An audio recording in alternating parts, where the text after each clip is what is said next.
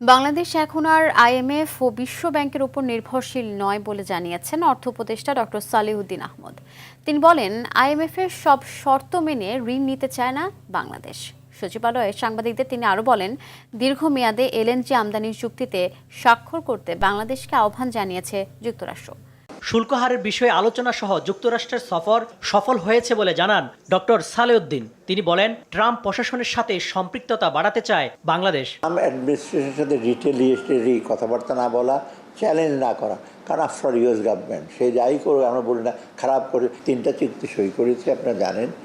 $650 million বে terminal, $200 million হলো আপনার সেফটি নেট এবং এই যে রেজিলিয়েন্স প্রজেক্ট। এ সময় তিনি জানান, আইএমএফ এর সব শর্ত মেনে আমরা ঋণ নিতে চাই না, আর এখন বিশ্ব ব্যাংকের উপর বাংলাদেশ নির্ভরশীল নয়। কিছু কিছু শর্ত যেগুলো আমরা সবগুলো আমরা পরিপালন করতে চাই না। আইএমএফ ডিপেন্ডেন্ট আমরা না, এখন আর ওই দিন চলে গেছে।